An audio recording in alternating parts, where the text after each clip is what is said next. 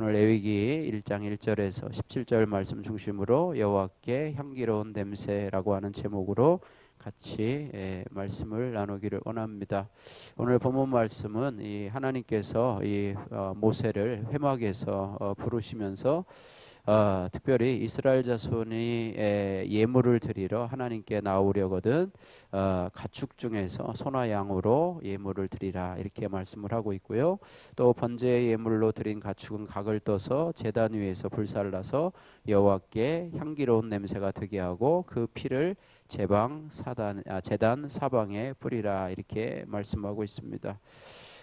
오늘 9절 말씀에 보니까 9절 하반절에 보니까 이는 화제라 여호와께 향기로운 냄새니라 이렇게 말하고 있고, 오늘 13절 말씀에도 이는 화제라 여호와께 향기로운 냄새니라, 또 오늘 17절 말씀에도 이는 화제라 여호와께 향기로운 냄새니라 이렇게 말씀하고 있습니다. 하나님 앞에 번제를 드리는 것을 여호와께 향기로운 냄새라는 표현으로 쓰고 있습니다. 그래서 우리의 삶도 그리스도의 향기를 드러내는 삶, 또 여호와께 향기를 드리는 삶, 향기로운 냄새를 드리는 삶을 우리가 살아가기를 주님의 이름으로 축복합니다. 그래서 우리가 여호와께 향기로운 냄새를 드리려면 어떻게 해야 되는가? 첫 번째로 정성껏 예물을 드려야 합니다. 1절에서 2절 말씀입니다. 여호와께서 회막에서 모세를 부르시고요, 이스라엘 자손에게 예물을 드리려거든, 누구든지 예물을 드리려거든, 여호와께 예물을 드리려거든 가축 중에서 드리라. 그리고 가축 중에서 드리되 소나 양으로 예물을 드리라 이렇게 말씀하고 있습니다.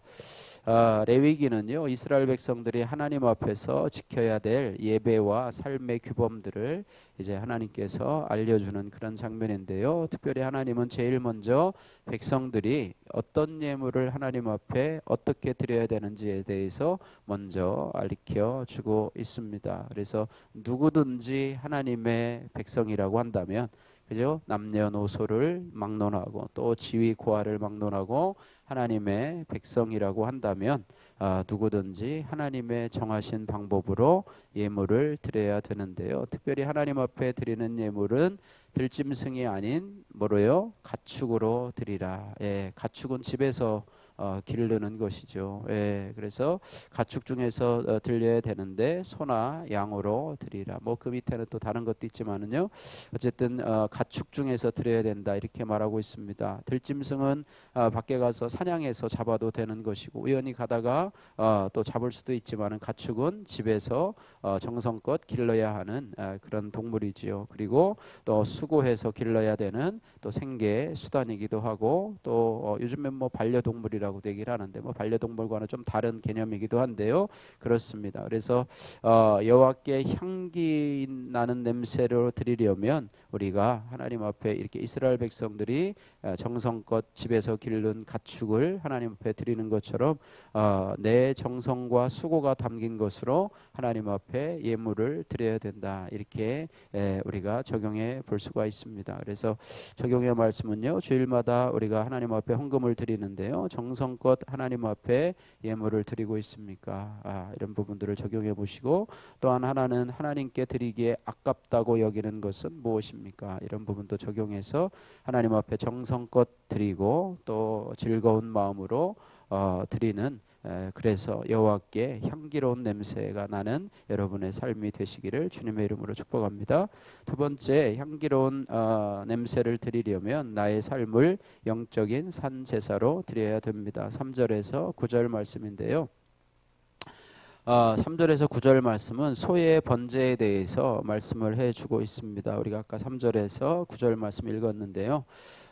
뭐 아주 구체적으로 이야기를 하고 있습니다. 소의 번제이면 3절에 보니까 소의 번제이면 흠없는 수컷으로 회막문에서 드리는데 그 가져온 사람은 번제물의 머리에 안수를 하고요.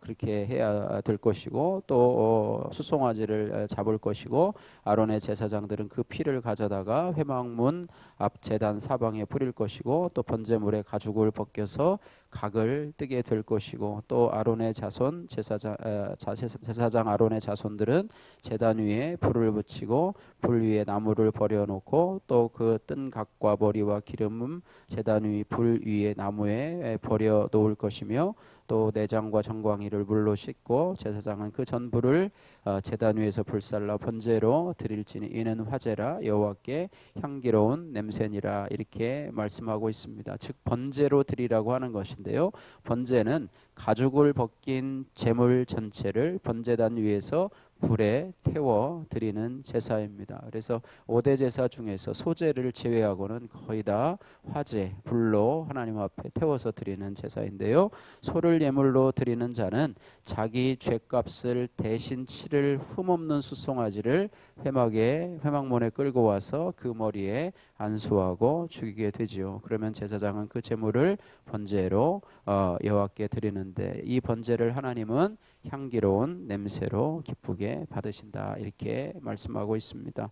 예수님은요, 죄인인 나를 대신해서 자신을 향기로운 제물과 희생 제물로 하나님 앞에 드리셨어요. 그래서 이 은혜를 받은 저희들도 우리가 그리스도의 향기로 살아야 되는데, 그리스도의 향기로 사는 삶은 바로 우리가 드릴 영적 예배니라, 영적 산 제사니라, 이렇게 말씀하고 있어요. 그래서 로마서 12장 1절 말씀에 그러므로 형제들아 내가 하나님의 모든 자비하심으로 너희를 권하노니 너희 몸을 하나님이 기뻐하시는 거룩한 산 제물로 드리라, 이는 너희가 드릴 영적 예배니라, 이렇게 말하고 있습니다. 영적 예배라고 할 때, 영적이라고 하는 것은요, 내 감정을 몰입하거나 무엇에 심취하는 황홀경적인 그런 예배가 아니라요, 하나님이 가장 기뻐하시는 바를 말씀에 따라서 합리적으로 구하고 그 하나님의 기준에 맞춰가는 우리의 삶의 예배를 의미하고 있는 것입니다. 그래서 하나님이 무엇을 기뻐하실까, 또 하나님이 기뻐하시는 행동이 무엇일까를 여러분 어떤 행동을 하거나 또 어떤 말을 할 때 여러분 잠시라도 여러분 묵상하면서, 그죠? 예수님이라면 어떻게 하셨을까, 이렇게 하면서 우리의 삶이 교회에서 1시간 일주일 드리는 예배뿐만 아니라 또 새벽에 드리는 예배뿐만 아니라 우리의 삶의 전체가 우리 하나님 앞에 드리는 예배다, 하나님께서 나의 모든 말과 생각과 또 모든 행위를 통해서 나의 삶을 받으신다, 또 그것을 통해서 내가 하나님 앞에 불태워 드리는 그런 번제와 화제처럼 하나님께 드리는 향기로운 냄새가 된다, 이런 부분을 생각하면서 살아야 될 줄로 믿습니다. 적용의 말씀입니다. 예수님의 십자가 죽음이 내 죄 때문임을 100% 인정합니까? 오늘 내가 하나님께 향기로운 냄새로 드려야 할 적용은 무엇입니까? 여러분 적용해 보시기를 바라고요. 세 번째로 여호와께 향기로운 냄새로 드리려면 내 형편에 맞게, 비교하지 말고 내 형편에 맞게 내 것을 사랑과 정성으로 드려야 됩니다. 10절에서 17절 말씀인데요, 3절에서 9절은 소의 번제를 얘기했고요, 또 10절에서 17절 말씀에는 소 외에 다른 것들에 대해서 얘기를 하고 있는데, 10절에 보시면 만일 그 예물이 가축대의 양이나 염소의 번제이면 흠없는 수컷으로 드릴지니, 이렇게 이야기를 하고요. 14절 말씀에 만일 여호와께 드리는 예물이 새 번제이면 산비둘기나 집비둘기 새끼로 예물을 드릴 것이다, 이렇게 얘기를 하면서요, 어떤 사람은 소를 드리고 어떤 사람은 또 양이나 염소를 드리고 또 그것도 없는 사람은 새의 번제로 산비둘기나 집비둘기 새끼로 드릴 것이다, 이렇게 말씀하고 있는데요, 하나님은 그냥 모든 사람에게 소나 양으로만 드리라고, 염소로만 드리라고 하지 않고, 여러분 소나 양이나 염소를 따지면 어떤 것이 가장 가치가 나가냐면 소가 가장 가치가 나가죠.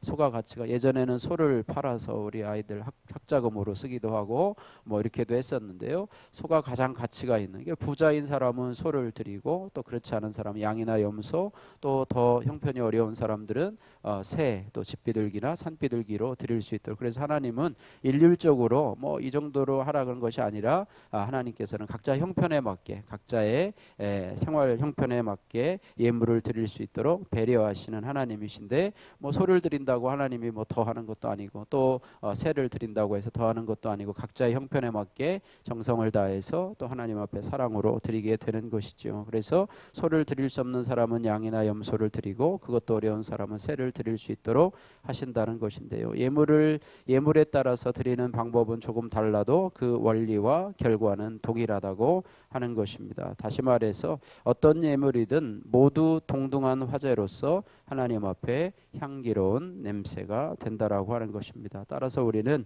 이 예물의 가치를 서로 비교하거나 또 내가 더 많이 드렸다고 다른 사람 앞에서 우쭐하거나 자랑할 필요도 없고 또 내가 작은 것을 드렸다고 해서 부끄러워할 수가 없다라고 하는 것입니다. 우리가 자녀를 위한 기도 문에서 늘 기도하죠, 그죠?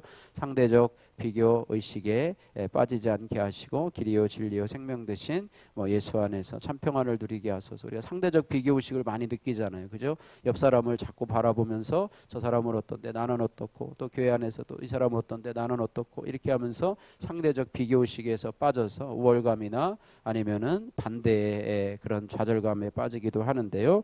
하나님께서는 이런 부분에 대해서 자유로우신 하나님이세요. 그래서 형편에 맞게 정성과 사랑으로 드린다면 하나님께서 그 모든 결과를 여호와께 향기로운 냄새로 드리게 된다라고 하는 사실을 우리가 기억하면서 우리가 무엇을 드리든지 주님 앞에 동일한 사랑과 정성으로 드리면 그것을 주님이 기쁘게 받으시고 그것이 바로 여호와께 향기로운 냄새가 된다라는 것을 우리가 기억을 해야 할 것입니다.